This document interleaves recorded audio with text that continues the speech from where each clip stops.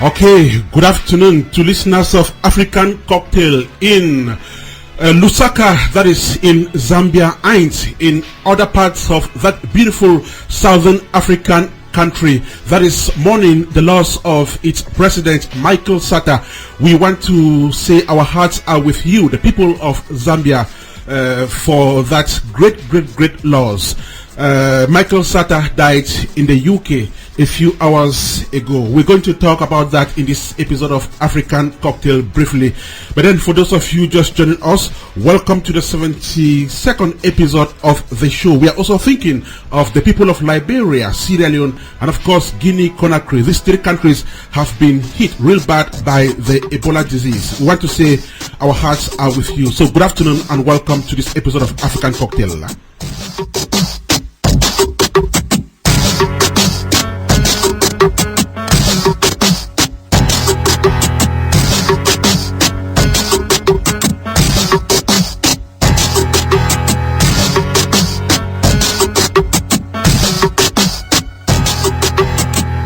Just like we say, African Cocktail is that party on radio that brings you all the niceties of the beautiful African continent. And so when you get this voice at this hour every Wednesday, know that you're listening to your darling midweek show.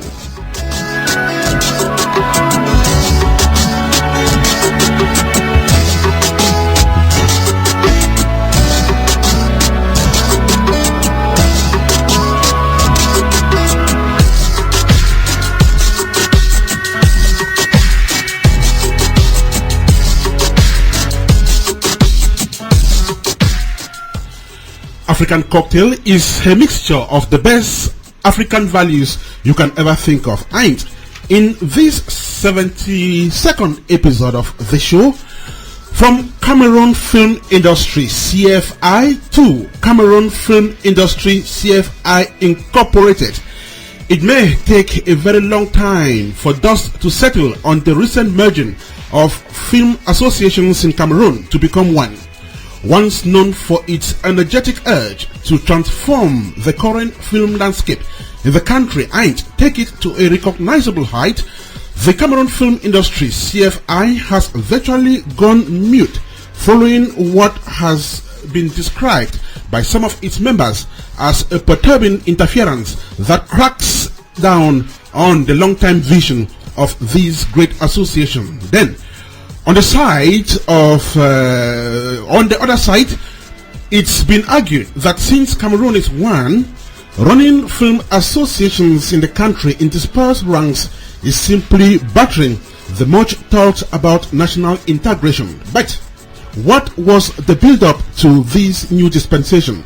How is it going to function? Who is going to be who? Then, will this change help to bring about the specialization and professionalism within a sector that is in dire need to vibrate? These and more are the questions the diaspora representative of the Cameroon film industry, Akim Makole, will be answering this episode of African Cocktail. Akim telling us about the upcoming launching of 3 of her children's books. Then we shall also be listening to new gospel artist Justine Foretia, who will be telling us about her new album launch this Friday in Maryland, USA. Then we shall also be listening to Claudio Oben. Claudio Oben is a filmmaker whose movie Captive has been harvesting awards this past couple of months.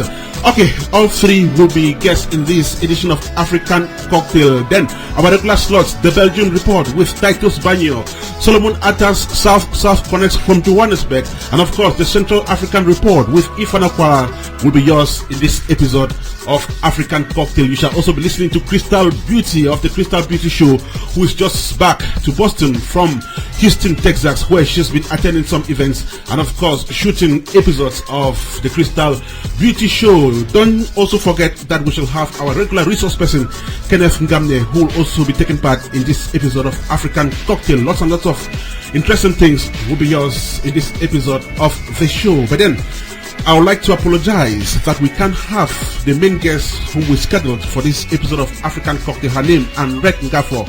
She is a fashion designer, an educationist, and of course, motivational speaker who just had an emergency and was unable to make it on the show today. So, she has expressed her apologies to the listeners of African Cocktail.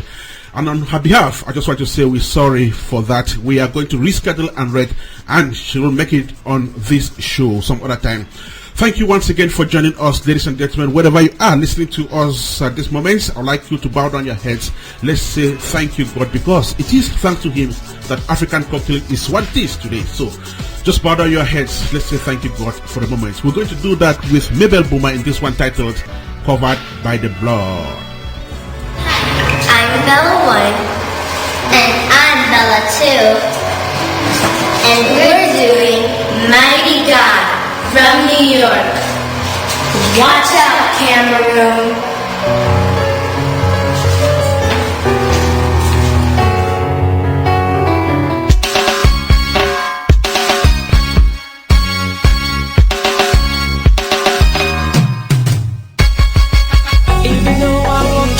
The shadow of the dead, I fear no evil.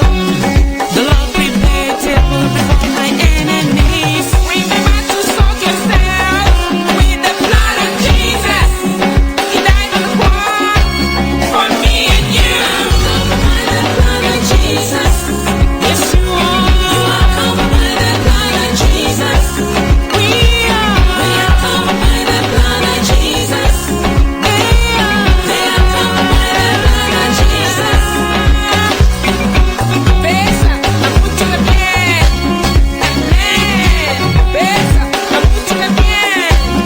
Amén. Yahweh, Yahweh, Hosanna, Hosanna, pizza. Yahweh, Yahweh, Hosanna. Yahweh, Yahweh, Hosanna, Hosanna, pizza. Yahweh, Yahweh, Hosanna. If it's home to the valley of the shadow of the dead, I fear no evil. The Lord prepare a table in front of my enemies. Will anoint my head, the cup runneth over. Surely His goodness and mercy shall follow me all the days of my life, and I will dwell in the house of the Lord. And I will dwell in the house of the Lord. Yes, I will dwell. Father, we thank you for everything. Lord, we thank you for making it possible that we come here again and present African Cocktail. Lord, we praise your name. We bless your name, Father, because you are the Almighty. You are the giver. Father, we thank you for everything. Lord, we thank you for the intelligence, the integrity, the ingenuity, and all the qualities, Father, which we put in place to make this show successful. Lord, the power is yours. Take control over this 72nd episode of the show, so that at the end of the day, we are going to hit our chest and say that our Father made it again. Bless everyone listening to this show at this moment. Through your Son we pray. Amen.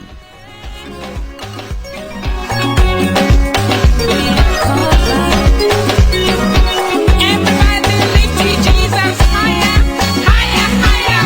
Everybody march Satan killer, march a killer. Everybody lift Jesus higher, higher, higher. Everybody march Satan, march a killer. Super Jesus, Jesus say, Super Jesus, Jesus say, Super Jesus, Jesus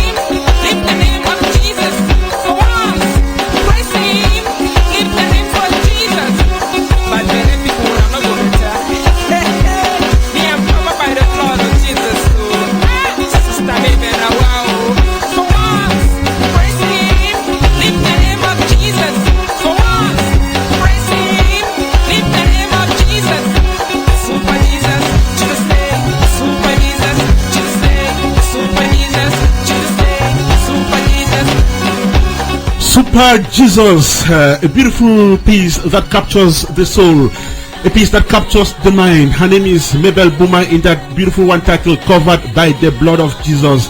It is a 2013 track by Mabel Boomer, one of Cameroon's frontline gospel artists living in the diaspora. Mabel is gospel artist par excellence. I just want to say good morning, Mabel. I hope it's a fantastic day out there in New York. And for those of you listening to us out there, especially in Africa, I just want to say good afternoon, because I know it's afternoon out there. Special greetings to my friends in Zambia. I know that it's with a heavy heart that we are announcing the death of the president of that beautiful Southern African country, Michael Sata, who died in the UK. But then we know that Zambians are going to take heart, because it happens, and we just have to say that God is in control. So my condolences, and of course that of African Cocktail and the entire team, to the people of Zambia. I just want to say, for those of you who have just joined us, you're listening to African Cocktail. Don't just go away, because there are lots and lots of exciting things coming up in this edition of this show. Okay, we're definitely going to begin with some music, but just to remind you that we'll have Nkem Denchuko calling us from Houston, Texas, in this edition of this show. We shall also be listening to Justine Foretia, who hit the stage for the first time as a professional gospel artist. She is based in Maryland, and she's at the verge. She's at the verge of making public her first gospel music album.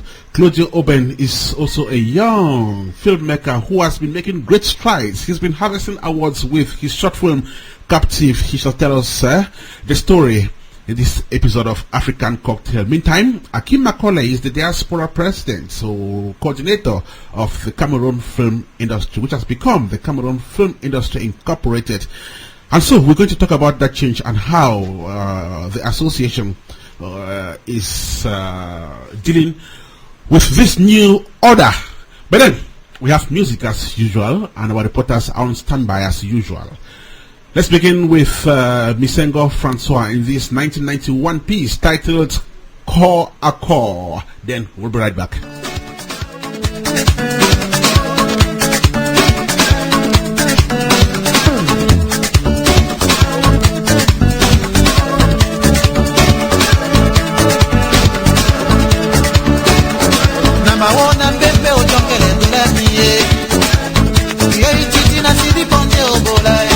Maman moya deba ayo dola mie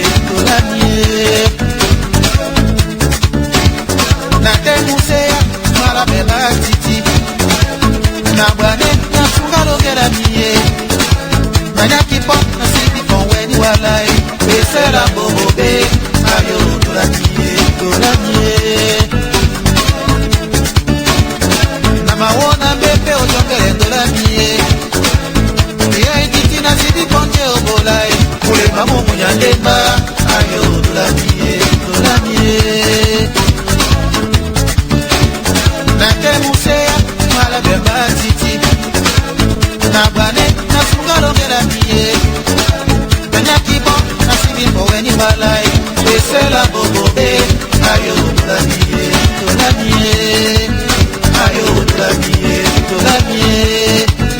ayo dolamie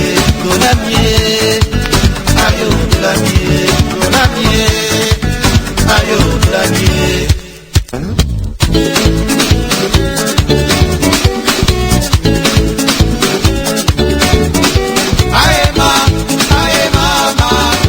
aye mama nasende wana bwane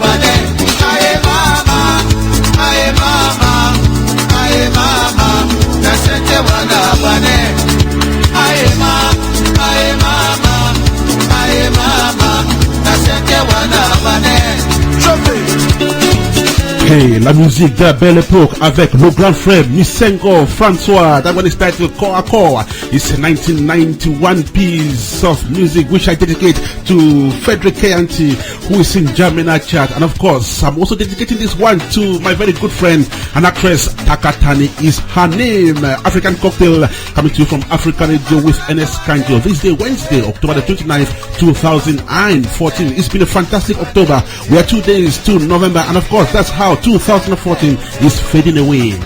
Okay, let's listen to this one. We shall be right back.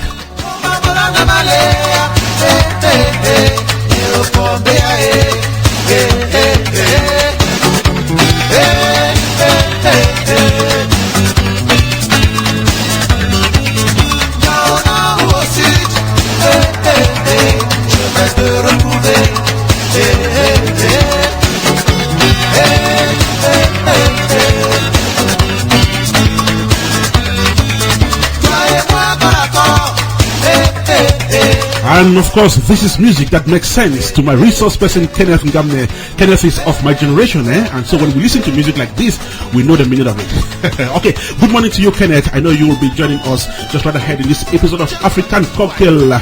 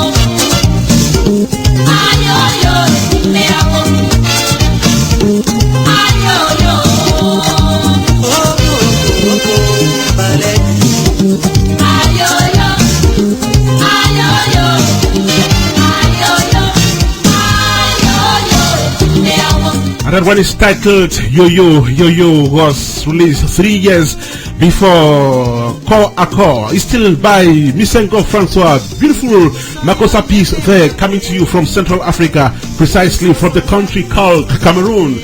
And you're listening to the 72nd episode of African Cocktail. In a couple of seconds, we shall be moving to MD, where we are meeting our first guest in this episode of African Cocktail. His name is Claudio Oben. Claudio Oben is just back home from receiving 2 lovely, precious Giamma statuettes. Giamma is the Golden Icon Movie Academy Awards that held last Saturday in Houston, Texas. And of course, these filmmakers, captive, won 2 prestigious prizes. Claudio is going to tell us about that just right ahead in this episode of African Cocktail.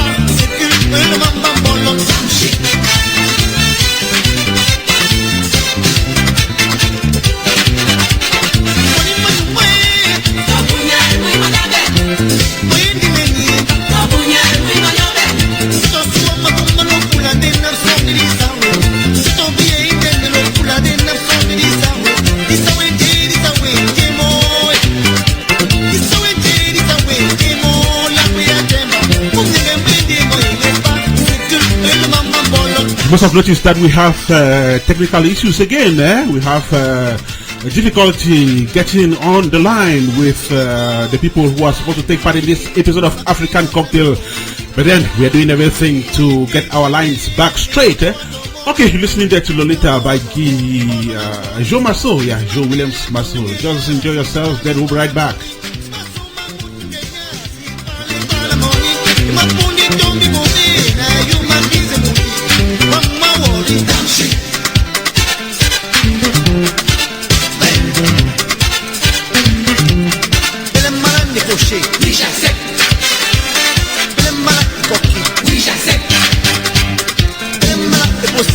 Je sais, là ils m'en tombent pas.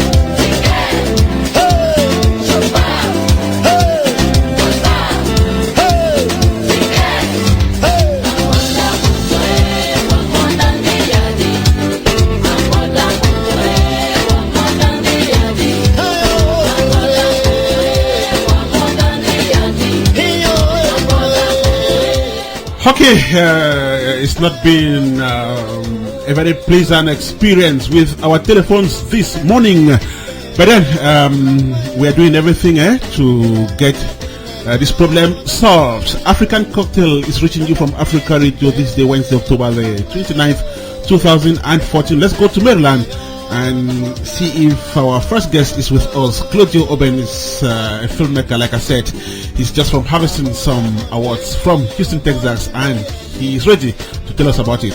Claudio, good morning and welcome. I'm alright, Claudio, and you? I'm great. How is Maryland today? So how is Maryland this morning?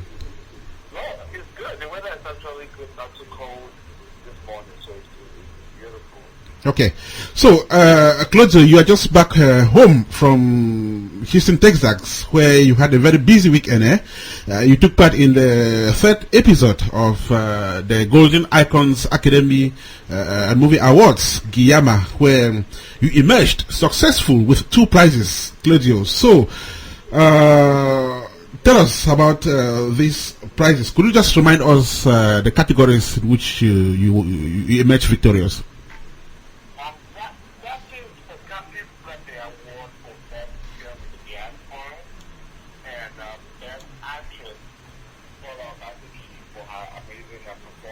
As well. So we had those 2 awards. One of the 2 was like the Golden Icon Academy. Right.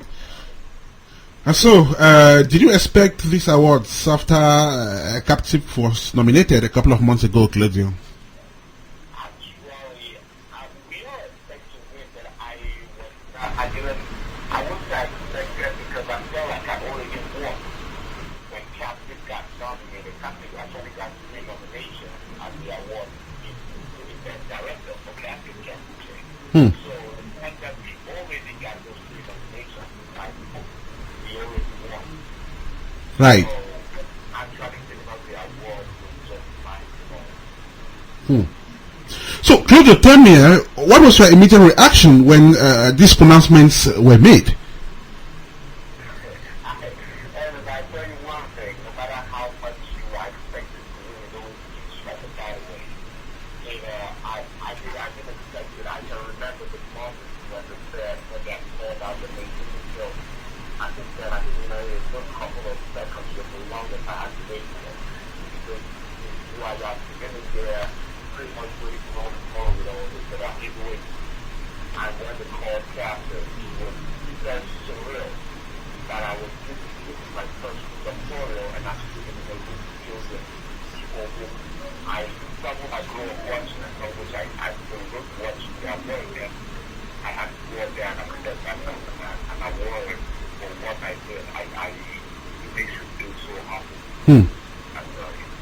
So, what do you think would have cajoled the jury in this film? I have 3 things to say. The story, the amazing director, and like we already know, the talented all our rappers. Those 3 alone, I would say, gave us the 2 babies to go back home because without John Uche and without Paul Rappers, we would have not made the match today. I don't think we would have come back home with those 2 awards after that time. Now, Claudio, what has been the general ambience with the Captive team since Saturday? Come again, the land of record. Yes, so what has been the ambience within your team since these 2 prizes landed? I tell you, we are in the moment. It still feels surreal, but we are in the moment, can't believe it. But the fact that we turn around and we look at these 2 awards, we just thank God we are enjoying it very well, but we are not very confident that we came back, believing in us, we come right back to work. So, yeah, we are not thinking about our no, we are excited and celebrating it because, yes, it's not making yeah, I will tell you, yeah, that's a good night. So you don't just think that's for granted. We are celebrating it as much as we can. Right. Yet again,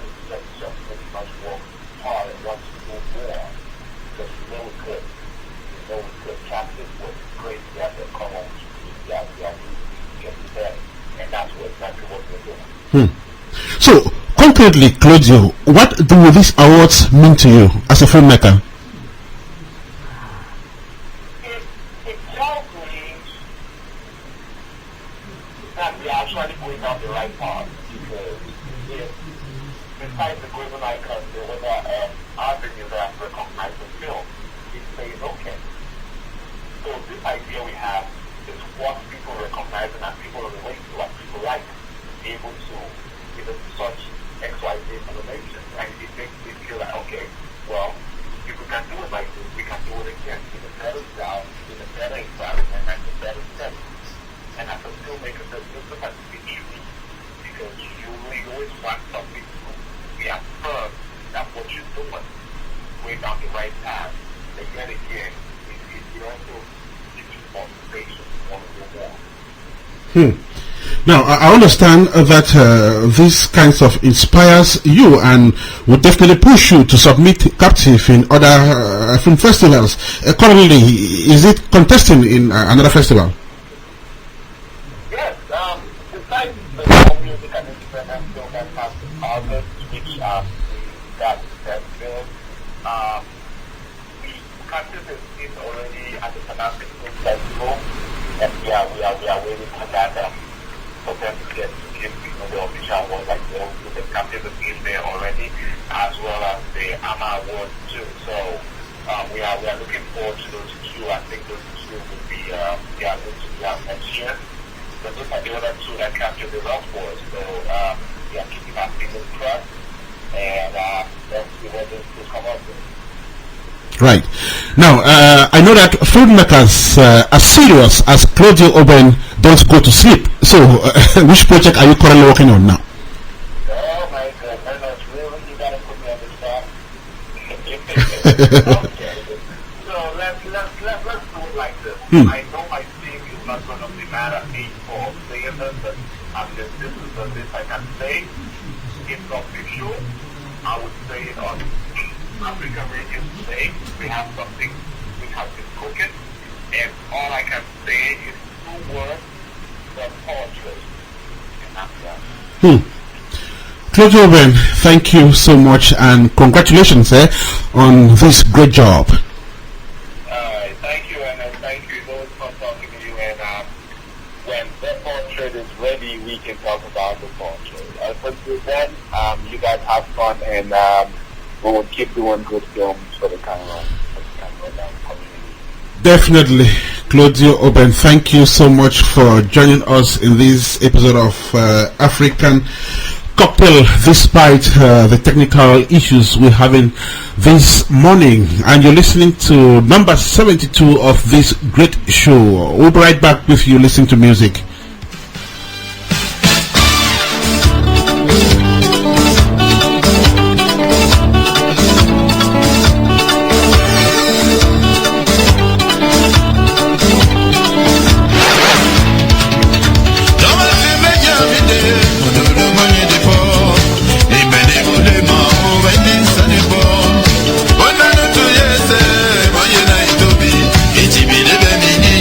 Moya ni dola su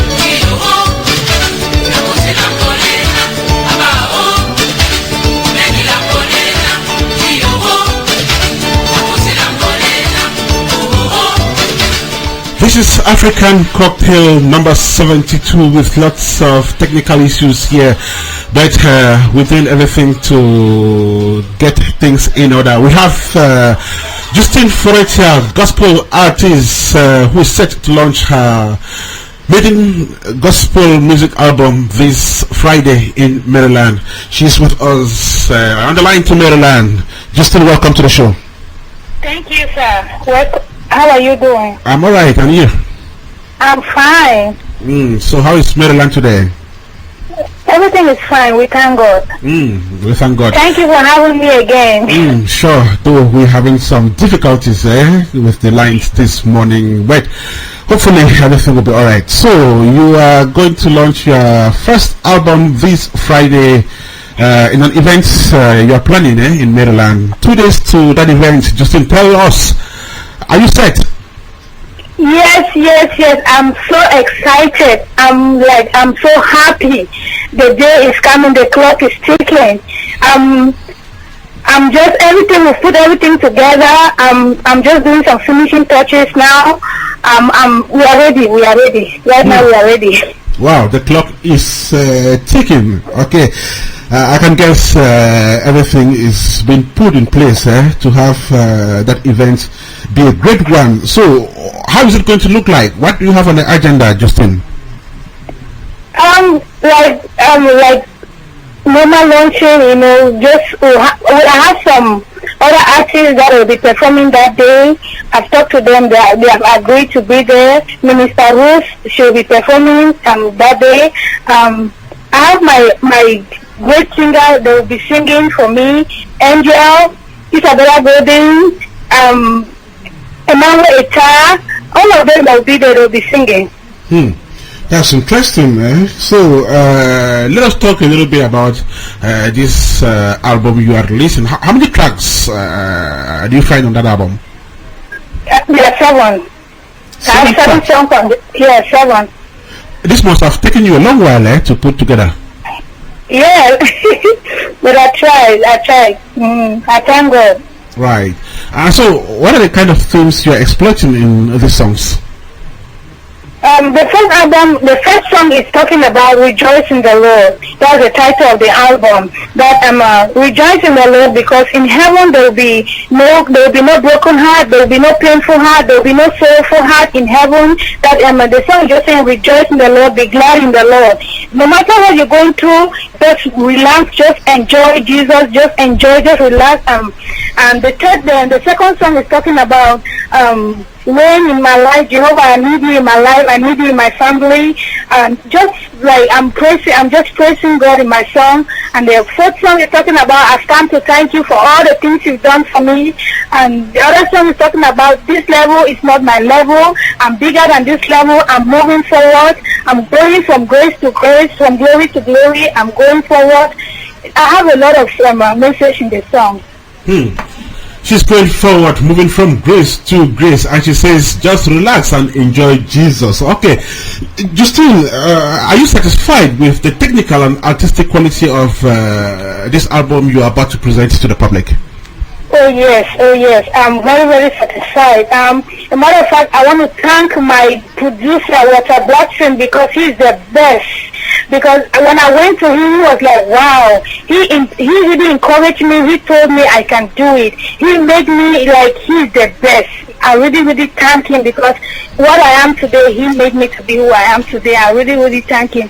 The quality, everything is the best, and I really like it. I'm really, really satisfied. Satisfied with the quality of that album, which she's about to make public this Friday in Maryland. So, Justine, ahead of this event, what are you telling the general public? Oh my God, I'm saying that this album, people should come out and listen to this gospel album, because these songs, like I said before, God gave me this song because He know that there's somebody out there is waiting for this message. Come and get a copy, because this song is the best song ever. I'm just saying, I've tried my best, I've put the songs together, I've worked hard like a single woman, I've worked hard. After work, I go to the studio, I record the song, I pour my heart out, just come and listen to me, listen to my cry, listen to what I have. I just say this is me. I don't know what to say. In a very difficult working environment like America, where people really don't have time to do things like music, I think she has done really great to be able to come out with an album comprising 7 songs. That's fantastic. Justine, before you go away, could you just remind us of the time, the date, and the venue of the events? If possible, some contacts for people who might like to be there. Okay, the time will be 7 o'clock prompt, and the 31st of October, 7 o'clock. The address is 3600 East West Highway, Highville, Maryland. The phone number is 240-701-1977. Come and you will not regret it, and you will be blessed. Come and you will not regret it. You definitely be blessed. Justine, just before you go away, could you just give us a piece, a foretaste of this beautiful album you're going to present? Can I do what? Could you just give us a piece of it, a foretaste, tip of the iceberg? An a cappella, please. Do you want me to play it? I don't understand. No, you just sing from where you are now, and let's get a foretaste of it in a few seconds, Oh, okay. I can just do one of the song I like that I sing. This level is not my level. Go ahead, Christine. We're listening. It goes like this. This level is not my level. Bigger than this level. I'm pushing out again. By fire, by force. I'm growing from glory to glory. I'm growing from grace to grace. With Jesus, I know my level must change. Hey, beautiful one there. Justin, thank you so much. Thank you. Beautiful voice, soul-searching voice, and that's a piece of what you'll be enjoying in this latest gospel music album that will be launched this Friday in Maryland by the Hope Rising Justine Foreta. Justine, thank you so much for joining us in this edition of African Cocktail. Thank you so much. Thank you so much. Do have a fantastic rest of the day out there in Maryland. And for those of you just joining us, you're listening to African Cocktail number 72. Okay, we still have lots and lots of people to talk in this edition of the show, despite the problems we have with our lines. Okay, let's listen to some music then. We'll be right back. Belle chanson de Solo Mouna, une chanson qui a fait bouger le Makossa camerounaise dans les années 80. Okay, this is African Cocktail. We're now moving to Houston, Texas, where author Ken Benchuku is back on the show to talk about the launching of 3 of her children's book, Alligators, Zoe and Odera. Ken, welcome to the show. Thank you, Ernest. Thanks for having me. How is Houston today? The weather looks pretty good. So, and Ken, I know you are busy preparing for the launching of 3 of your books, Alligators, Zoe, and Odera. Did you say you will just be introducing Odera while you're launching the other 2? Yes, I will be introducing the book Odera. It's going to be available for sales probably by the end of November or early December. So, but the other 2 I'll be launching. Right. So, tell me, these books, are they written for children in the United States of America or children worldwide? No, actually, the books were written with every child in mind, regardless of where the child lives. So it's not for just kids in the U.S. It's for kids everywhere. And so, what is the age bracket of potential readers of these books? So basically, for any child that can read, but from 6 years old and up. Right. So, do you have plans to get these books into a school curriculum, be it here in the U.S. or elsewhere? Absolutely. Actually, the book Zoe, the first edition was actually published in 2013. The mayor of Houston endorsed it, and Houston Public Library actually added it to their title. Right. And some local elementary schools here in Houston, they also added the book Zoe to their title. So, of course, the 3 books will have to be, added to, sent to schools and maybe libraries. It's not just for the U.S. market; it's for worldwide. Right. So you call these books inspirational books for children. How are these books intended to inspire these tender readers? I ask this question because inspiration has to do with adults, if I'm not mistaken. And so, why should some books be inspiring to kids when they actually don't know anything? Well, inspiration is not just for adults; it's for everyone. I always believe in childhood orientation. Right. Plays a major role in every child's life. When you see an adult misbehaving, I always want to go back and actually look at that person's childhood. So the inspiration is not just for adults. So when you look at the book Zoe, this little boy in the story, he had an accident. He fell off of his bike because he wasn't wearing his helmet, but he didn't have his helmet on. So since the accident, he had this fear of height. But that made him not to want to ride a bike or go horseback riding. So an adult, if you apply that to where an adult an experience, you will see that if you had a bad experience in a certain situation, then you see maybe the adult will be afraid to maybe in a relationship. Then the person would say, I'm not going to do this next time, I'm not going to do that. So it's not just for adults. So this little boy in the story eventually got inspired by a bird. The bird is actually Zoe. So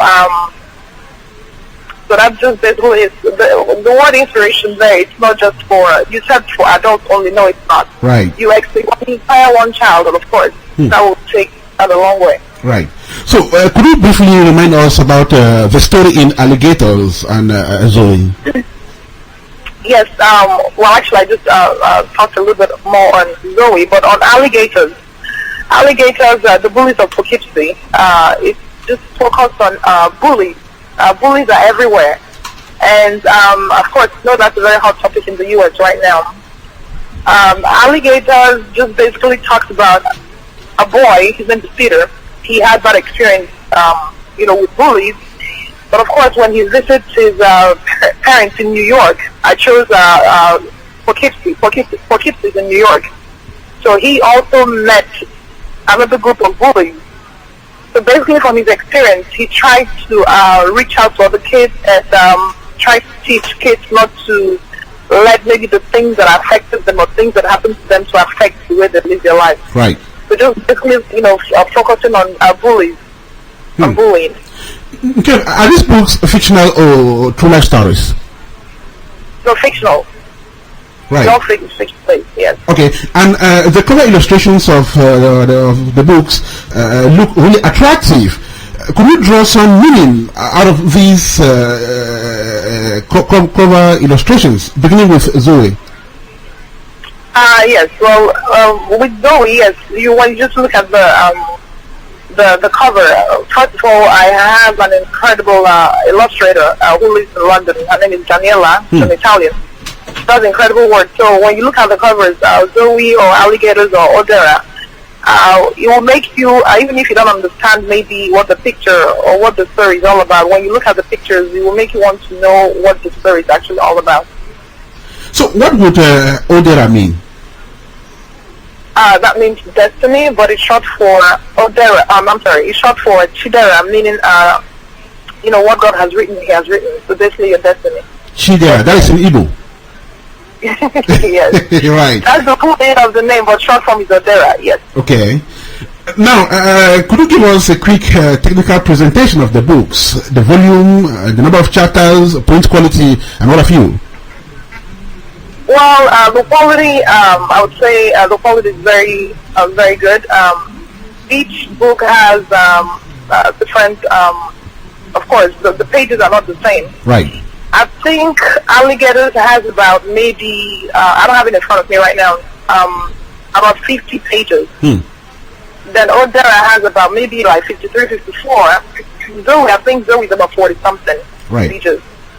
Yes. Okay. Now, tell us about the events during which these books will be launched. It was initially programmed for November the 1st, but looks like you've moved it forward. Yes. The original date was actually for this Saturday, but we moved it to the 8th. Just to allow us enough time to make sure everything is, ready. Right. So basically, we're going to launch the book next Saturday here in Houston. To get more information on the location, they will have to, get on Facebook, either through me in Camden Chuku on Facebook or on the live lesson on Facebook. Have the venue and time changed? No, the venue remains the same and the time remains the same. Just the date. The date has been moved. And what's the venue? Well, actually, the venue, that all that information I have on Facebook. So anybody who is interested in coming will have to, check us out on our page on Facebook. Yes. Kemde Chukwu, thank you so much for joining us here and talking about these books that are at the verge of being made public. Thank you, Ernest. Thanks for having me. Okay, do have a fantastic rest of the day out there in Houston, Texas. Her name is Nkem Denchuku. We've had her on this show a couple of times. She is a producer as well. Okay, let's get some music, then we'll be back with you.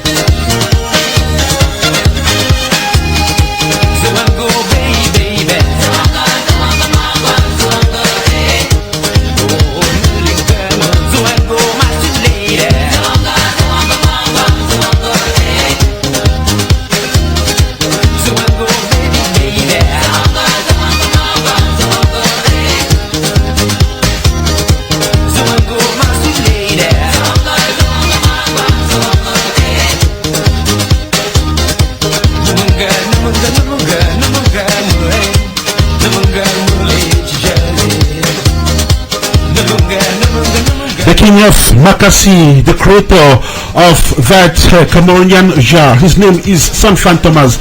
In that beautiful one titled Mohe, Sanfan Thomas is one of the legends of Cameroonian music. He is one of those so many Cameroonian artists have gone through. He owns the Studio Makassi in Douala, the very famous Studio Makassi that has been the birthplace for scores of Cameroonian artists. Sanfan Thomas is the current board chair of SOCAM. SOCAM is that country's corporation that takes care of copyrights. He is the interim board chair of that body. Sanfan Thomas in that beautiful one titled Mohe, coming to you from Africa Radio with Ernest Kanjo. This is October the 29th, 2014. Yeah.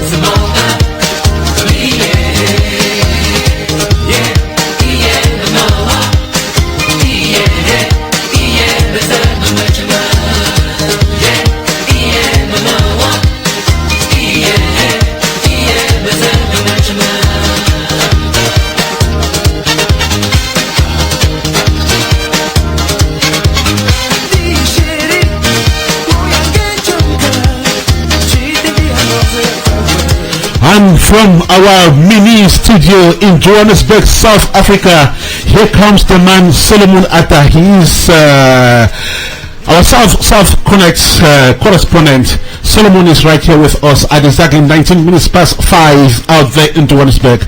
Solomon, welcome. Welcome to you, Ernest, and welcome to your listeners to Johannesburg, the city of gold. We are sitting at the Reef Hotel, which is they've donated to us our mini studio. It's fantastic out here. The weather, there's not a cloud in the sky. I have in the studio two very wonderful gentlemen that I'll be introducing to you in a second. Ernest.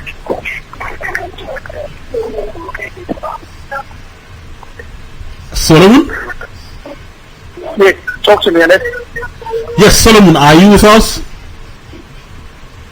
I am wonderful. I'm doing great, and I just have the two interviewees, two great gentlemen. The other one trades in liquid gold. He's going to be telling our listeners all about it. And the other one has already conquered Mount Kilimanjaro and written a book about it. So that's what we're going to be talking about. Okay, Solomon, at exactly 20 minutes past 5 o'clock out there in Johannesburg. Let's listen to your guests. I know they are as exciting as the others we've had for the past couple of weeks. Solomon, over to you. Thank you, Ernest. Ernest, welcome to Johannesburg, you and your listeners again. I have with me in our mini studio, Mitch, who is a forex trader. Welcome to the Mitch. Thank you very much, Solomon, and thank you to all the listeners tuning in. KK, you have conquered Kilimanjaro. Welcome to our mini studio. Thanks, Solomon. Hi, Ernest, and hi to the rest of the audience. I'm going to start with you, Mitch. This forex thing, you under the age of 30, and you're in forex. How did that come about? Oh, that is the passion or the love of money. 2 years ago, a friend of mine asked me, because I love saving, I studied accounting, so he asked me, do you know where the bank is taking your money every time you save it or every month you put the money in? And I said, no, I don't. And he's like, okay, just go to Google and type in forex. I typed in forex, and the first thing I saw is that every day that the market opens, it generates 5 trillion every single day. Wow, that's a lot of money. So his answer was basically that that's where the bank takes the money, and I've been frustrated. You know, I then started reading up on forex and everything. This was in 2011. I did an online course in the UK, and from there I've never looked backwards. So I learned a few strategies going forward, but the best strategy that I learned was price action. Okay, let me ask KK, how does, when someone says he's over the age of 30 and he's already in forex, which he thinks that is liquid gold, and I believe him, but you've been conquering Kilimanjaro? Well, the reason I conquered Kili, or I decided to climb Kili, is because I'm a business coach. So I help other entrepreneurs to establish businesses, and those who are in business, and we help them take their business to the next level. So there's quite a lot of self-limiting beliefs around what people are capable of doing. So I decided to climb the mountain to show people that it doesn't matter if you don't have money, it doesn't matter if you have experience or not. It's about getting rid of those limiting beliefs and actually just conquering the mountain, you know. So do you use Mount Kilimanjaro as a metaphor for entrepreneurship? Exactly. So a lot of the time, people think when I tell them, hey, you can start a business and do 1, 2, 3 to become successful, they go, hey, KK, but you've done this a couple of times. So I said to everyone, I'm going to prove it to you. I'm going to do something I'm not going to use my own money for, and something that I don't have experience in. I'm not a mountain climber. That's why I chose Mount Kilimanjaro to prove the point that it's not about the experience. It's not about the money. It's about actually going out there and actually creating a value proposition to get somebody else to give you the money, which is something which I'm sure you understand. The value proposition, is typically at the center of business, and that's again at the center of climbing Mount Kilimanjaro. And it doesn't mean just jump in. It means prepare. Even though I didn't have experience, I needed to train myself, to get myself ready for climbing that mountain. And I submitted last year. And just to prove the point even more, somebody asked me to write a book about it. I have no experience in the book, and I did that as well. I'm asking you, were you proving the point to yourself or somebody? Let me ask Mitch. Mitch, why forex? I mean, you're an accountant. Why forex? I mean, accountants, I know they earn a lot of money, but why choose forex? I mean, my end goal was for me to be my own bank. Like I said, that's a lot for money. But when I went to school, I've always wanted to do business, you know. So my mom always believed in the educational system. So I got the degree, I got the project management, I got the FEMA for her. And then that was my passport for me to then do what I love, which is business. So Forex has now become my business. Every single day I go there and I want to make a profit. You know, opening your laptop and closing it without making money for me is just the same. Because firstly, the software is free, the information is free. It's just that we're not in access to that information. So I was then fortunate enough to be brought that information, and I'm not trying to teach everyone else that this is where the information that goes. Yeah. Okay, it's an inheritance, we can put it that way. Okay. Let me really push it a little bit further, alright? Okay. I know that when you hear forex trading, you're supposed to be interviewing a baby boomer that is retiring and is trying to pass on some knowledge. But you're a young man, you know, literally you far away under the age of 30. What's going on here? Like KK said, he did it to push the limit, and for me, I did it because with forex, you don't need to be educated, you don't need to be smart. For me, getting a 15 class was an A. So with this, it's the whole sense of saying to people that you can be just young and you can still do it, you know? It's not the people that have sat in banks and investment bankers and everything. It's just you opening your mind and be willing to learn about what the markets are doing. Absolutely. Let me get to take you. Who were you trying to prove a point to when you climbed Kilimanjaro? Are you trying to prove it to yourself? And when you actually wrote a book from zero, so these are two books, the book and the Kilimanjaro mountain. Well, you can thank you. So yes, a big part of it was to stretch myself. Yeah. But I was doing it to prove a point to the youth out there. You know, a lot of our youth are despondent, they're unemployed, they haven't started businesses, they're waiting for the government, they're waiting for people to come to them and give them the money to start. And I said to the youth, I'm not about that. If you want something, the first thing we're going to do is get it. And that's what I was doing. And here's the thing, it's not just about the youth who are unemployed. It's also about the people who are employed who are now just comfortable and relaxed in the position, not pushing themselves further, even for the dreams they used to have, I guess, when they were starting out. So they're able to contribute more, but they still want to buy a bigger house. They still want to get a nice car. You know, they want to buy stuff for their parents. They want to do things for their community. But they keep coming up with excuses like they don't have money to do this, they don't have experience. But that's what the project is all about. So you've proven the thing. Both yourself actually come together. Which I'm going to ask you, why do we know forex trading and you've been known as a new forex trading guru? Why is it green gold? Well, besides you making money while you sleep, because literally what I do is I stay up till 11, I analyze how the market operated. Yeah. So we have 3 time frames, the Asian market, European market. You analyze is clearing now. All I do is I look at my computer screen and I see which country has performed well in terms of supply and demand, because that's what forex is, you know. So all I do is never look up in the evening, I look at which country has performed well in their supply and demand. I look at my screen, I have a green bar and a red bar, and I see, okay, that America has performed well for today.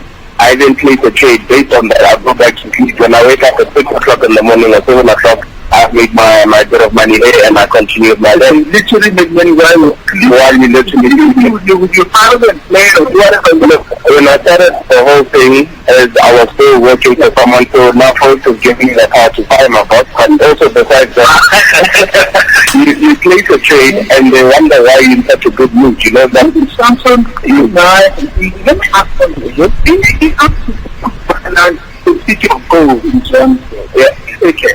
If someone is looking after the dollars of South Africa, they will also be doing foreign exchange. Exactly. Yes. Foreign. And we should encourage them to trade. Well, if we were to leave the Reef Hotel and go to America, we wouldn't be able to use our rands, we'd use our dollars.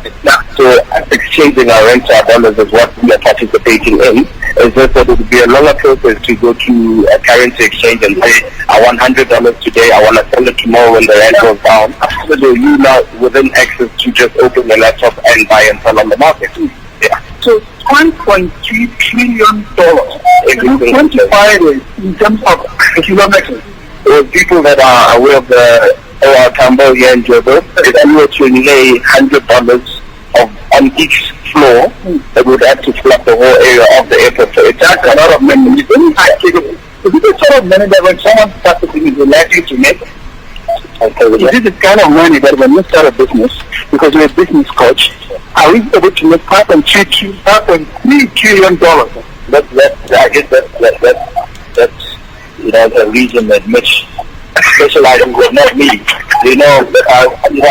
Ideal in pretty much helping people people to map their business model, to put their processes in systems. So I help them define the objectives, their goals, which does lead to financial goals that's not in the training. And this is also something that is within the knowledge economy that is happening in the continent. Exactly. A lot of the knowledge that we have is about starting a business, about marketing, about etc.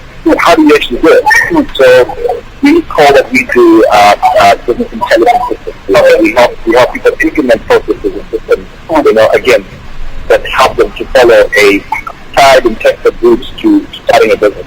A lot of people say there isn't a formula. Yes, there isn't a formula, but a lot of successful people have gone through similar routes. They can't, that's what we do. We help people really, map the best use for them. Okay, talk to me. When you did Kilimanjaro, you titled your book The Climb. How has life been after the Kilimanjaro climb, the success of it, the book launch, the writing of the book? Can you just talk to me and the listeners about it? So, as much as yes, it was, again, it was about proving the sport. So we needed to go out there and market the whole concept to teach young people. And so in launching it and speaking at expos, at exhibitions, speaking at schools, speaking at corporate, because even within corporate, people still have mountains to climb. So to answer your question, it's been great. Just last week I spoke in front of close to 500 people at Afrikka SA. I got to share the stage with Professor Jonathan Thompson. That was great. So the business has grown purely because people are starting to see that I don't just talk the talk. I want it. When you ask me, tell me how long will someone need to study in order to be an expert after making money from forex trading? Well, look, the strategies that I teach you, like I said, it's price action. So if the price goes up, we go up with the price. If the price goes down, we're going down with it. So I teach you how to apply that.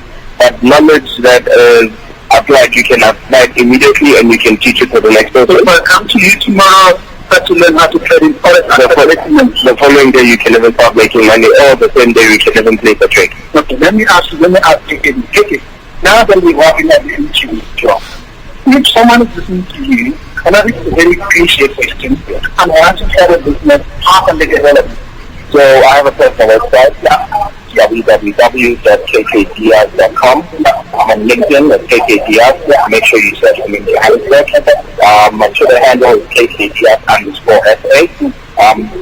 That's it. What will you next after all of your missions? What is that can be? So I'm continuing to get some exciting invites to speak at certain events. One of them is Solomon Extra Next Seminar that I'm really looking forward to on the 8th of November. I'm also speaking at Entrepreneurship in Daba.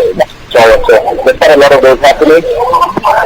It's towards the end of the year. There's a lot of Christmas and year-end parties. I'm getting a couple of invites, so I'll be continuing to inspire people out there and sharing the book, sharing the talk. Thank you so much for talking to Africa Radio and African Corporate. Okay, let me just wrap it up. I think with Mitch, how can we do all of you and what's up next? For me, I'm looking forward to the seminar I have to do next week, because as a young guy, I'm looking forward to sharing the stage with giants who walk the walk and talk the talk. So I want to be next in line to say I'm also a giant. You can get hold of me on LinkedIn, which is Misho Koza, it's MIXO, KXOSA, and also on Twitter, it's Missionator, MISHNATOR. Thank you very much to you both, gentlemen. That was Rich and KK who've just spoken to us. And as the sun is still in the sky here, I think we're going to have a fantastic evening. That's it from us for South that connects from the City of Gold. Solomon Atta from the City of Gold, that is in Johannesburg, talking there to two brilliant gentlemen. I actually enjoyed that conversation. So Eugene, out there, I'm talking about you, listening to us from Cape Town, from Pretoria, and of course from other parts of that beautiful and industrialized country in Africa, South Africa. This is the cocktail going on Africa Radio. Let's listen to some music, then we'll breeze to move on to our next speaker in this edition of African Cocktail.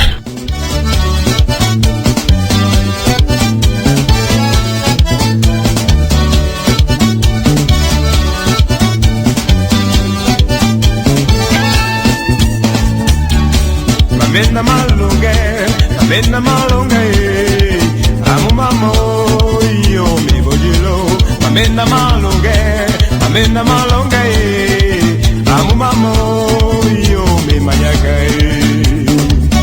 ochila longa la moto manja ukitiya sam voilà festival Another singer who hails from the neutral region of Cameroon, his name is Romeo Dika, and the one is titled Mabenda. Okay, I just want to say good afternoon to my listeners in Freetown. I'm also thinking of you listening to us in Monrovia and in Conakry. African Cocktail is coming to you from Africa Radio. Let's see what we have next. Okay, but then just listen to this one.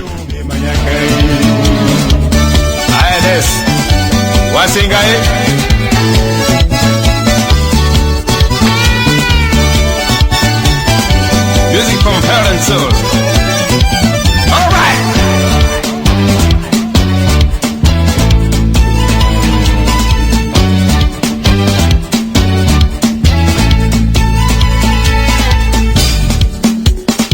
Amadou.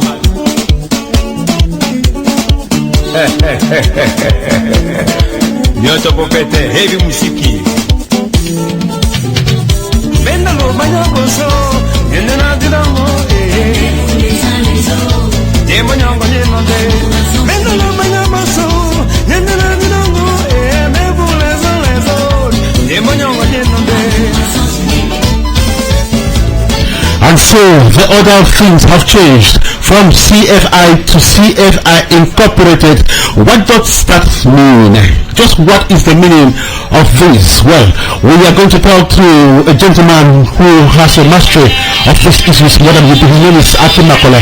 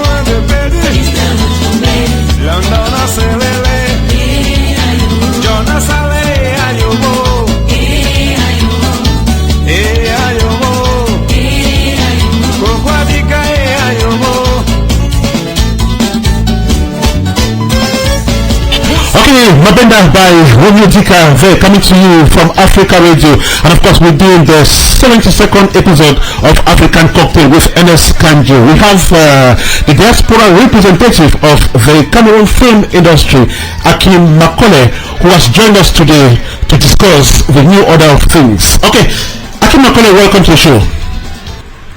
Thank you very much, Mr. Ernest Kanjo. How are you doing today? I'm alright, Akim, and you? I'm okay. Now, Akim, first question, how do I refer to you? Diaspora representative of CFI or diaspora representative of the Cameroon Film Industry Incorporated? Well, the last time I checked, I'm the diaspora representative of CFI. So, Cameroon Inc., CFI Inc. is something that has not been digested yet, so we're still trying to find out what that really is. So Does CFI still exist? Yes, it does. As CFI or as CFI Inc.? It exists as CFI. There's nothing like CFI Inc. at this time. When an association is created, the name does not change. The Constitution does not allow the name to be changed. You understand? The first clause of the Constitution ends with the name CFI, Cameroon Film Industry. If there is any other party trying to join Cameroon Film Industry, it will still remain Cameroon Film Industry, because Cameroon Film Industry was created for the entire Cameroon. And if there's any party in Cameroon that wants to join that association, they will not bring another name, or the name does not need to change. So what I want to try to say is that those that are advocating for the change of name, they are just ignorant. If you look at them, they are not even filmmakers. The real filmmakers, the real Cameroon filmmakers, have not gotten their voice into this yet. So it's just politicians playing political games. Now, Akim Makole, are you telling me that CFI Inc. is a completely different association? It's an association that I don't think, I can't call that an association, because the name came up without a quorum. We didn't have a quorum to debate and vote and confirm that this name is a name that we want to change. Actually, the party or the meeting that was held for this name to be suggested is not even a legal meeting. In our constitution, such meeting does not occur. We can't have a constitution that stipulates that if the board of directors are being voted for, they will need the General Assembly to amend or to acknowledge the vote of director, or to amend the constitution, or also to recognize the constitution. It has never been done. We cannot change, or we cannot try to bring another name to CFI without a GA. There must be a GA, then that decision will be made in the GA. Now, Akim, this decision was taken in a meeting with the presence of some of the board members of CFI, and now you say you don't identify with this. So, where are we? What do we get from you? Board members of Cameroon Film Industry, which I also participated in that meeting via phone, telling them to respect the Constitution. Now, after the meeting, I spoke with many board members who all told me that, listen, this is what was suggested, and it has not been affirmed. Yes, we can join the French people. After all, CFI was Cameroon Film Industry. It was not an Anglophone Cameroon Film Industry. You get the point? Right. Most of the board members, because I'm the chief of the Constitutional Committee, most of the board members say, go ahead and re-amend the Constitution or work on the Constitution. While you guys are working on the Constitution, have in mind that the name CFI cannot be changed. And of course, those are the views that I do have. No. We cannot change the name CFI. We can add people into CFI. We can bring people into CFI. We can only add. CFI is the name of Cameroon Film Industry. What are important are the guilds. All the francophones that want to be member of CFI will never refuse. Identify yourself in various guilds. If you are a producer, identify yourself in a producer guild. If you are an actor, identify yourself in an actor's guild. When you then identify yourself in an actor's guild, you will work your way onto, if you want to have office or you want to run in power for CFI, they will look at the elements that qualify you to run as chairman or board of director in CFI, and then if you have those qualifications, you'll be voted. So I don't know why we are trying to destroy what has been built. Now, Akim, my understanding, it may be a shallow one, is that this new order was put in place with the benediction of the Cameroonian government through the Ministry of Culture, and you tell me is not going to work that way. So, are you sure you are going to stand your grounds and that this thing is not going to go across? I will stand my ground. Unfortunately, I'm at the diaspora. I'm not in Cameroon. If I was in Cameroon, it doesn't work that way. The government does not put in place a film body. Filmmaking is creativity. As art and talent. It has nothing to do with the Ministry of Culture, the Ministry of Communication, and the Ministry of whatever government body. It has absolutely nothing to do. So this is a political quagmire that any Jack and G in the name of actor or whatever just, want to blend themselves into filmmaking, but they don't really understand the bottom line. They don't really understand what it means by filmmaking. I can guarantee you, this is Victor Vugu, one of our giants in Cameroon. This is Honoré, one of our giant filmmakers in Cameroon. Most of the filmmakers in Cameroon were not even part of this meeting. They're not even close to abiding or recognizing what the child's play that these politicians are doing with CFI. If you look at CFI today, it is not run by those with craft and talent. It is run by politicians. And that is what I want us to go back to the drawing boards. Giving allowance to those that are talented, those that have mastery of the 7 arts, to take back what CFI is all about. If you look at CFI, I'm the direct coordinator. But I can guarantee you, I don't speak with the chairman in Cameroon. I've asked him several questions. We are never in unison. The board is in disarray. Nobody knows what is going on and what is to be done. But when we took office, we said we should have a calendar of activities and make sure that we follow the calendar of activities. You cannot run an administration like that without a calendar of activities, without specifications. You cannot, the body, what the bureau, who does what in the bureau? Is it Gilbert? Is it Otia? Is it Brenda? Is it Macaulay Akin? Is it the Secretary General? What are the due process in our bureau? Who are the decision makers? What quantify a decision? What validate a decision? Who are those that are involved for a decision to be made? Do we vote when a decision or a suggestion is brought in the House? No. What are our goals? What are we achieving? Bottom line, CFI is in chaos.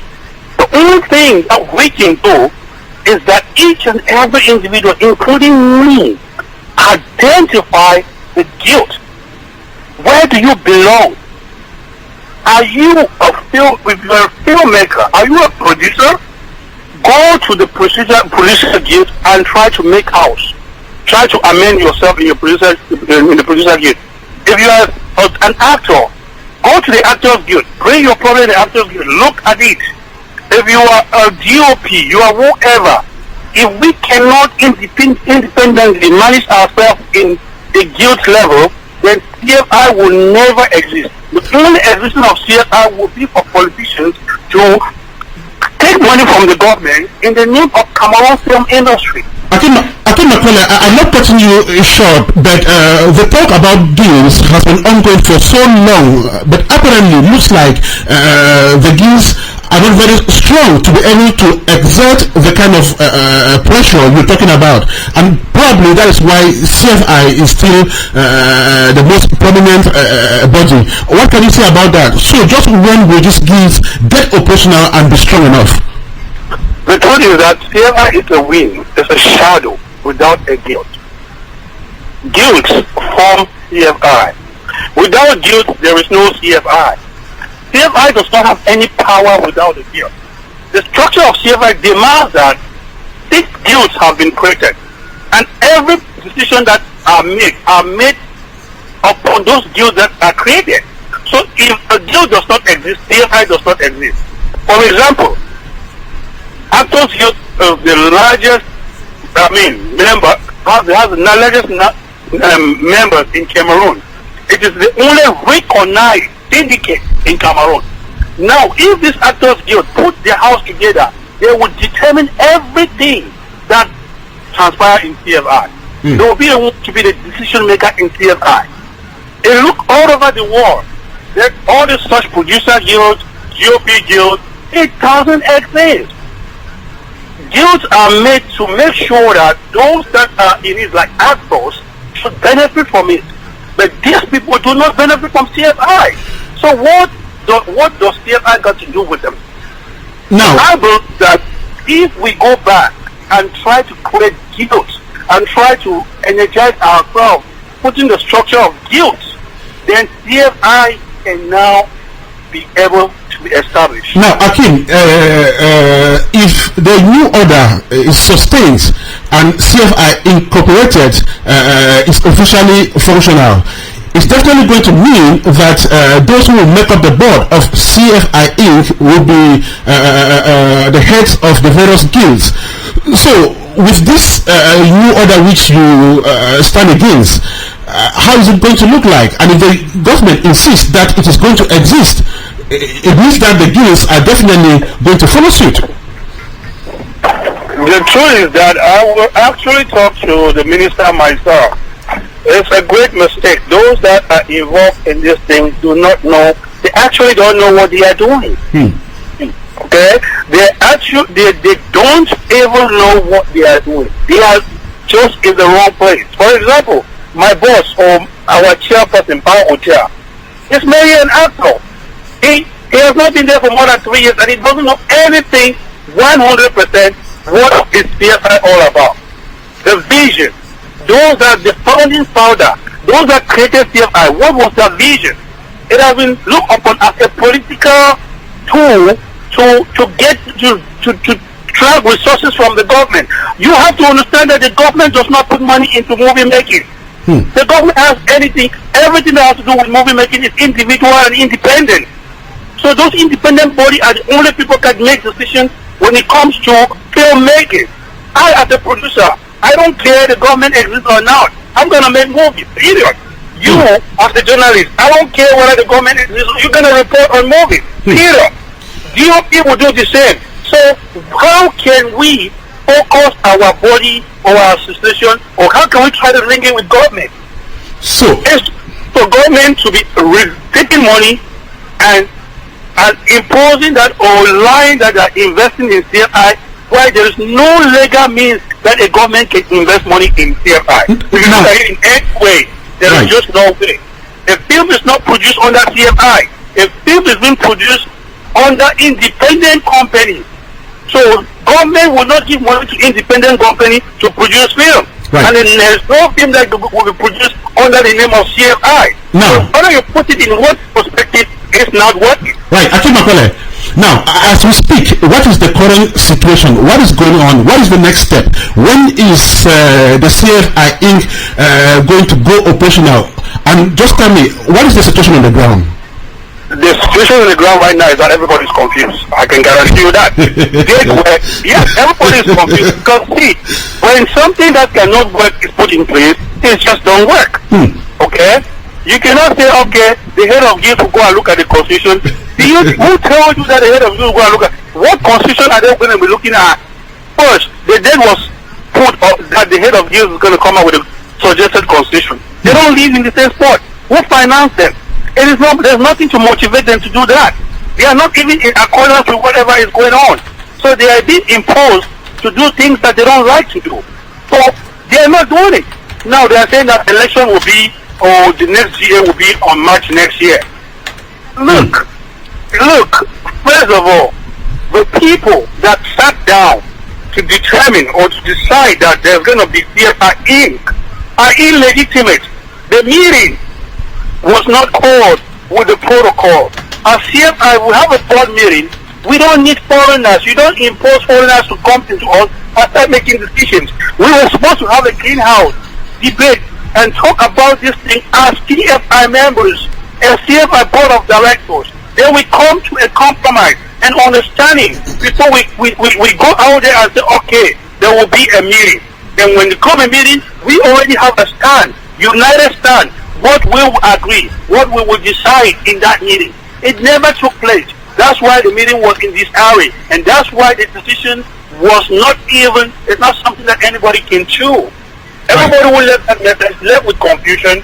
Everybody is saying their own thing. I spoke with every board of directors and everybody agree with that event. Right. And now talking to me, oh, since you are part of the Constitutional Committee, make sure that the Constitution will not give lapses to all these things that are coming. The number one thing we put in the Constitution, the name CFI will never change. The number one clause, the name CFI will never change. Okay, go ahead. Akim Makele, we got you on that. You say the name of CFI will never change. Now, you represent the CFI in the diaspora. How has this recent events affected the CFI in the diaspora?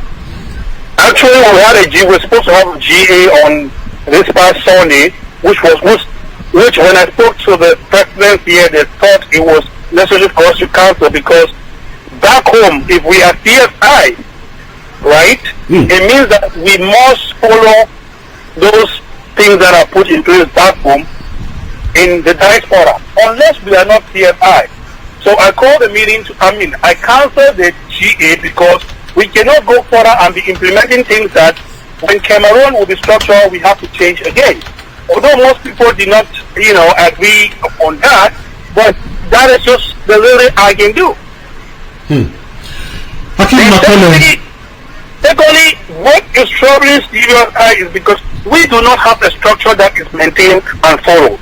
Nobody knows what they are doing. For example, in the diaspora, when the diaspora coordinator starts and says there's a cancellation of the meeting, someone starts up and says there's going to be a meeting. Who are you to say there's going to be a meeting? If we follow protocol and order and administration, if the boss or if the director or if the representative says there is no meeting, I did not make that decision by myself. I spoke with the guild's representative. My position is not to impose, is to make sure that the guilds are in operational.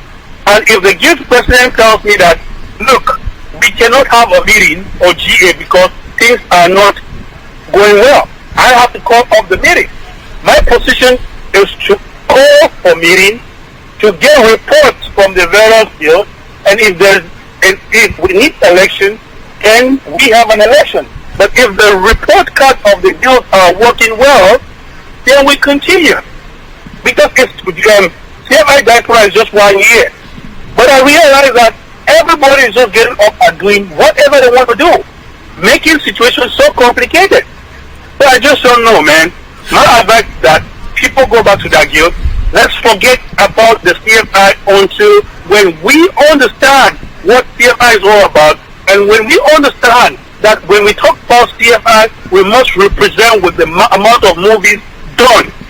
Because if there's no movie, there's no CFI. We are filmmakers. We are not politicians. No movies, no CFI. Akim Makole, just before you go away, there is a word here. There is a listener who is trying to find out from you if CFI diaspora is limited to the US. CFI diaspora is not limited to the US. Under my mandate of creating CFI in the diaspora, it means that CFI can be anywhere, Europe, or US, wherever, Canada. All we need to know is that people have structured themselves and they want to be part of CFI. Then we follow the right protocol to get them established under our constitution as added guilds to the existing constitution. And are you aware of what is going on in the other parts of the diaspora, like in Europe? If I'm not informed, I'm not aware, sir. Okay. Akim Makole, thank you so much. We'll definitely come back to you as this news item unfolds. Okay, thank you, sir. Thank you very much, Akim Makole. He is the diaspora representative of the Cameroon film industry, which has just changed into the Cameroon Film Industry Incorporated. And Akim Makole says that is definitely going to exist. He says CFI stays. Okay, that's his view on this great news item. And I said we're going to break the silence today. As a matter of fact, that meeting was held a couple of weeks ago, but we had decided to be silent on it just to see how far things go we have come back to it today, and we hope that as time goes on, we will talk more about this development. Okay, let's have some music, then we'll see what to do next.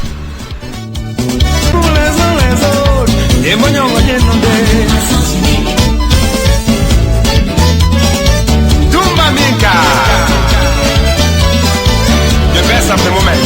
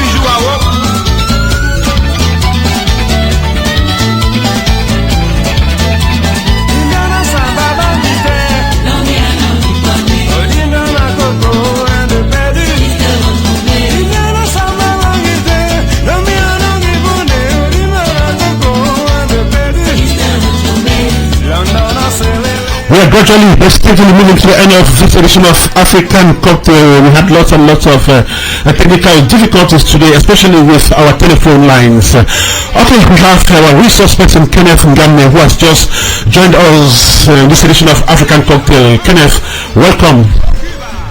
Thank you very much, Mr. Ernest Kanjo, and it's always a pleasure being on the line. How is Minnesota this morning? Well, so far so good. Everything is fine. I mean, we've started having our normal cold, but we are enjoying it, and everything is going on well. So, Kenneth, I know you've been listening to your diaspora coordinator, Mr. Akim Makole, who has stated emphatically that CFI will remain CFI, and to him, CFI Incorporated is just no news. Kenneth, what is your reaction to that? I'm going to give my reaction to that interview when I listen to it, and I'm going to start by making this quotation, and I'm going to say that promises that you make to yourself are often like the Japanese plum tree. They bear exactly no fruit. Right. I was not impressed at all listening to that interview. Yes, I was really, really dissatisfied and disappointed with the kind of interview that Akim Makole gave. And this goes to show the dirty politics that they are bringing into CFI. The reason why I'm saying that I was very disappointed is because this same issue of CFI Inc. is the reason why they told us that they had cancelled the General Assembly that was supposed to be held last weekend in Houston. So if he is telling us that CFI is still existing, how come the presence of CFI Inc. has to call off the General Assembly we had planned for almost 5 months? It is extremely disheartening, and for him coming up and talking strongly like that as a coordinator, I don't feel satisfied at all, and I feel totally betrayed, because we planned this meeting that was supposed to take place in Houston. He came up with a communique stating that we cannot go ahead with this meeting because of the fact that CFI has become CFI Inc. And we have a right to respect CFI Inc. Because if we go ahead with this meeting, it means that we are going against the rights of CFI Inc. Okay, Kenneth, that's understood. Let's look at this other way. What is your own take on this new dispensation? I mean, the point is that I don't have any problem with the fact that they are doing the CFI Inc. because for me, CFI, Cameroon Film Industry, it has to do with everybody. It embodies the entire Cameroon. You don't have to be Francophone or Anglophone. It embodies everybody, being a Francophone or Anglophone. That is okay with me. I don't have a problem with that. That is very perfect with me, and I'm very fine with it, and I'll prefer it that way. But now the argument is that when CFI was created way back in 2008, nobody said that it was an English-speaking thing, and that it was created like an association. Of course, there is freedom of association in Cameroon, which means that some other person can go ahead and create their own association, but then to change it to CFI Inc. without even consulting the General Assembly, that's where I think there is a problem. What do you think about that, Kenneth? Yeah, that is exactly where there is a problem, but I mean, Cameroon being what it is, I mean, we don't doubt the fact that we have all the dictatorship exists even in our small Jagis, so we'll just take it as it is, and we have no choice as of the moment, because even it's because of this CFI Inc. that the CFI is claiming that our General Assembly was called off after 5 months of preparation. So, and even to that point, even the leaders did not even show up in Houston, because even with that, we still went ahead and had a meeting, and we have a letter that we are going to table to them, and we have questions that they are going to answer. They will answer the questions. We are only waiting right now for our minutes to be put together, and then we table a letter. We write a letter. We send a letter to them, which of course we're gonna need answers. We're gonna need answers because right now we are extremely confused. We don't know where they are taking us to. We don't know what they are talking about. Because if they are telling us that CFI Inc. has nothing to do with CFI, then that is another form of confusion, because it is because of the CFI Inc. that our General Assembly was called off. So, Kenneth Ngambe, you're saying that you are very comfortable if it becomes CFI Inc. USA?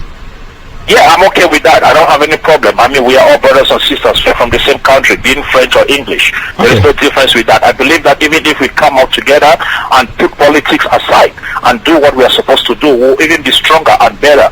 Because if you look at it critically, even in the entire Cameroon, we have only 2 Anglophone provinces. So we are dealing with about 8 Francophone provinces. So by coming together, we'll make it more stronger, because we'll have the population and we'll have people, there are enough people to consume what we'll be producing. So but my only issue is if they put aside politics and do film and do movies, then it will better Cameroon industry, because I cannot stress how much we were humiliated when we went for the Gamma Award, and how disappointed we were with everything that happened during the Gamma Award. So I believe that it is time that we really team up and come together and start creating even Cameroonian awards and do our own Cameroonian movies. And lastly, Kenneth, talking about the Gamma Awards which you attended, how was it this year? Well, the Gamma Award this year, I will not, Mr. Ernest, I'm not going to mince my word. I will say that I was extremely disappointed with the entire organization this year. It is not exactly what we saw last year. I mean, last year I saw a lot of clarity. I saw how people did things genuinely, but this year we saw a whole different ball game. And again, it goes back to the fact that no matter how much we're going to do, if we don't come up with our own, then we are never going to go anywhere, because everything about the Gamma this year was about Nigerian movies, and any person who won an award in that movie has to be a Nigerian. Even with Captive, I believe that the reason why that lady got the title for the best promising actress in the diaspora is simply because she's a Nigerian lady. Now, Kenneth, you just pricked me there. I've always thought that some of those events are African in nature. They're African events, not just Nigerian event, Cameroonian event. So what's going on? Yeah, I mean, we also have the impression that they are African in nature. It's just like I was saying, last year we saw that. We saw that interaction. We saw the African thing coming up. But this year it was different. Yeah, it was extremely different. And on every given circumstance, every single person, even the host of the show, when he goes on stage to talk, everything is about Nollywood and Nigerian movies.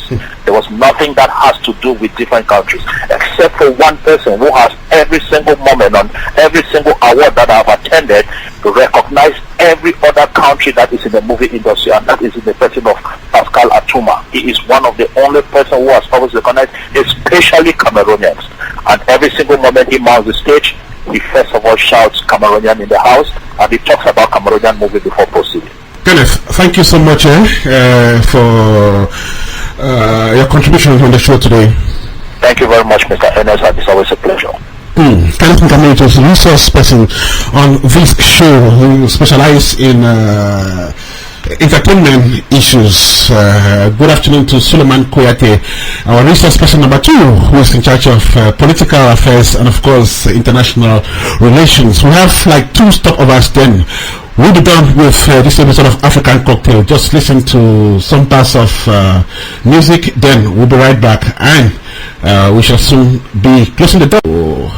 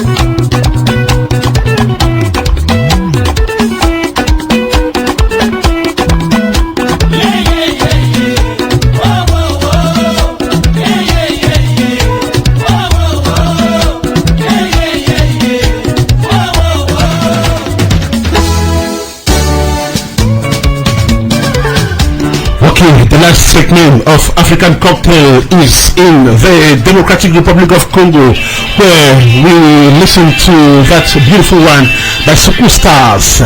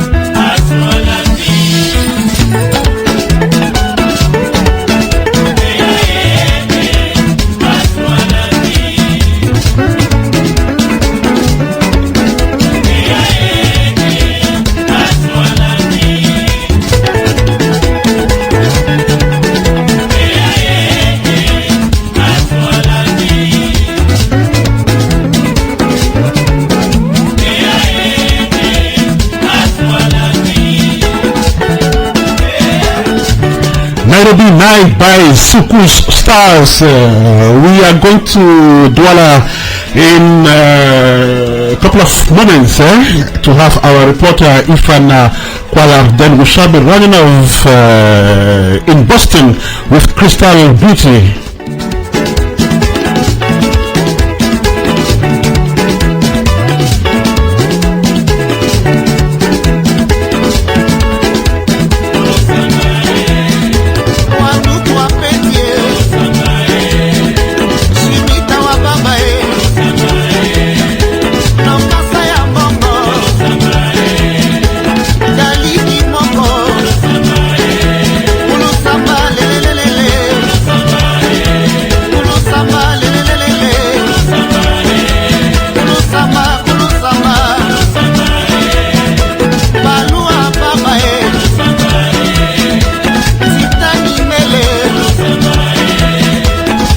Meantime, next week will be an all-Liberian African cocktail. We're going to have Comfort Kenya, the president of the Liberians in Columbus Inc. In this studio, she'll definitely be accompanied by her team. and some Liberian filmmakers will be in the house to talk about Man Business Heart in America, a Liberian movie which will be premiered this coming week here in the city of Columbus. African Cocktail coming to you from Africa Radio. We are doing the 72nd episode of the show.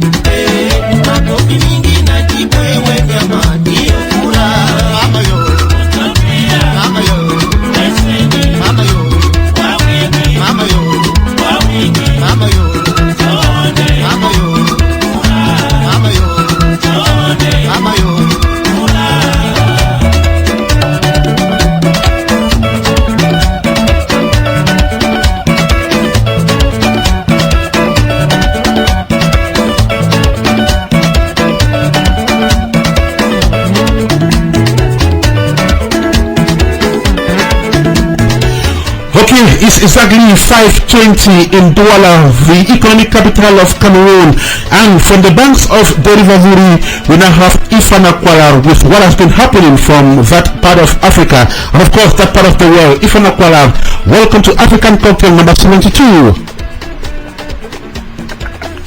Good afternoon, Ernest and listeners of African Cocktail, and welcome to Douala. One of the most anxiously awaited movies handed in the public this Saturday, November 1st, 2014. Star and Ike Onyeka film, currently produced by Uncle Gilbert Ebert H. and Askio Young's Cradle Rocks Production International, was premiered at the Red Carpet event held for Yaoundé Hilton. According to reports, there is growing anxiety among Cameroonians, not only for the event, but to watch Far, a movie which has already won an award even before its official release. Meanwhile, Melissa Dutamini, one of the female leads in Far, is expected in Cameroon this week for the movie's premiere. This will be the international second visit to the country. The first was during this quarter of 2013 when she traveled to film the Cameroonian films of Far, together with Nollywood star Corey Kande and Jim Ike. The US-based actress who recently had a UN Goodwill Ambassador appointment has always expressed her love of Cameroon and is certainly glad to be back here. Stars and Far, also starring Jeffrey Pule, Alene Menget, Solange Ojong, and Libota McDonald, will be premiering the Sunday, November 2, 2014 at Douala Boch, Bonanjo. Time 3 p.m. Far is shot location in Maryland in the USA, Limbe Boya and Douala, Cameroon. Also featuring in the movie are Cancun, Tigranfu, Maru Gaskaya, Tai Samson, and Lucy Ita. It is story story watched this support. And as today I'll also be telling our who Melissa is. Be sure we are that Melissa that we really know who she is. And this profile was put together by Chris Onyeka on his desk. Melissa Dutamini is an international multiple award-winning actress and TV hostess that has displayed great dedication and enthusiasm for her craft. Melissa's TV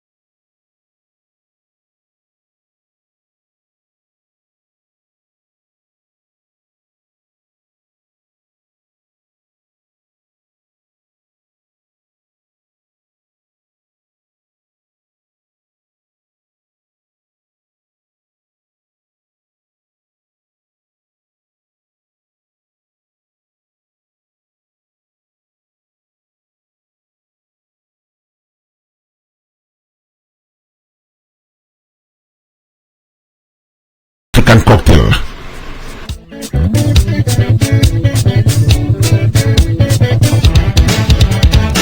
Pour toi, ami, je vais jusqu'à Yaoundé.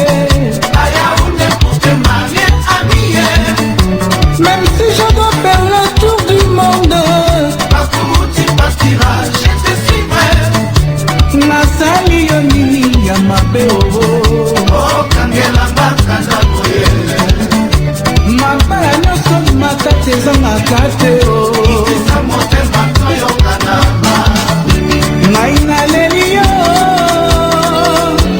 Ikisa na inakoa.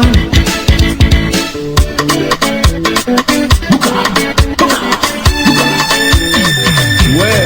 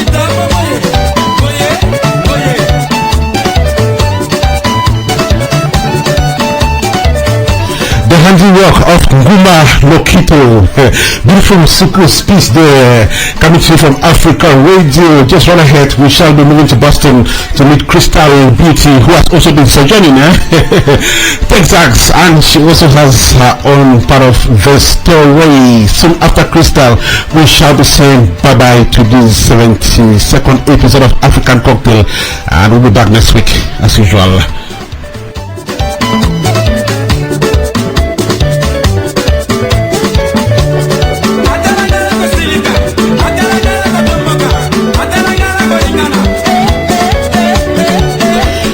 I want to say special thank you to you, Prince Owo of Pop Radio in the UK. Prince, you're a gentleman par excellence. Good afternoon to you, and you have a fantastic time out there in the UK. I'm also thinking of you, Julian Gam, and my very good friend Yefron Bensai in Texas. Good afternoon to you, Abigail Mola, and to you, Awo Silvanus. I want to say coup de chapeau. I'm also thinking of you, my very good friend Dean Lova Fongot, and to you, Fai Livingston in Nigeria.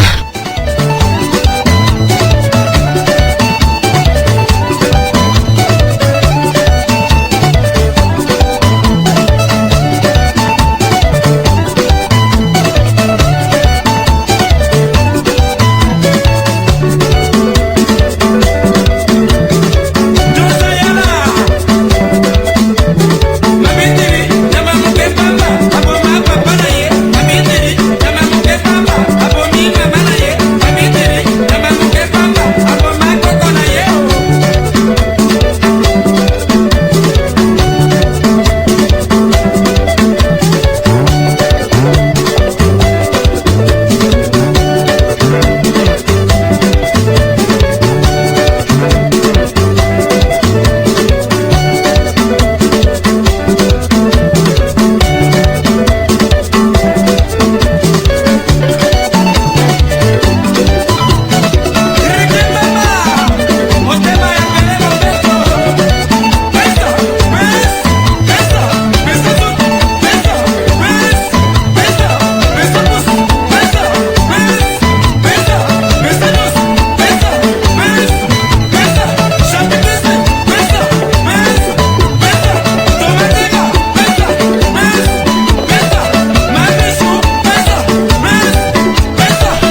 Okay, apparently we are not going to have Crystal Beauty in this episode of African Cocktail. It's exactly 12:30 and time for us to bid bye to our listeners.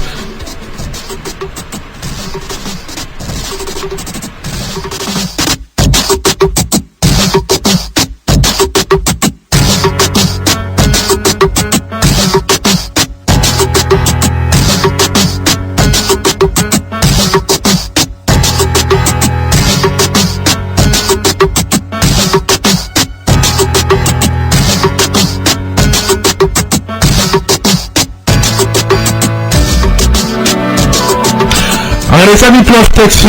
We put a full stop to this 72nd episode of African Cocktail that came to you from Africa Radio this day, October the 29th, 2014. It was a big and dynamic team as usual that kept you company this bright Wednesday afternoon in the city of Columbus. African kitchen managers with an AA, Belgium correspondent Titus Banyo, Germany correspondent Maxel Adjik, who is currently sojourning Switzerland. Maxel, to you I want to say good afternoon out there in Swiss, and of course enjoy your short trip to that beautiful and peaceful country. South Africa correspondent Solomon Atta in Johannesburg, Central African correspondent Ifana Kwalaro from the banks of the River Vuri in Douala. African Tele Review, Crystal Beauty of the Crystal Beauty Show.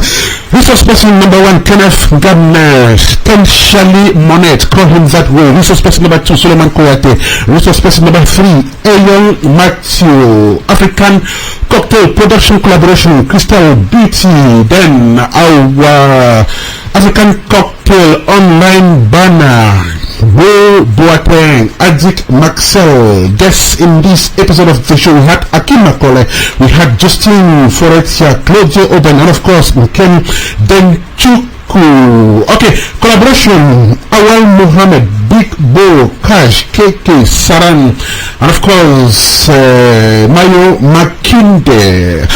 Coordination, Nana Ampen, David Odeyeho Apia. Ernest Kanjo is my name. I've been the host of this edition of African Cocktail. I'd like you to join me again next week for yet another edition of African Cocktail. That will be Wednesday. And until then, it is bye-bye, ciao, au revoir, merci, I'm gone. See you then. To God be the glory.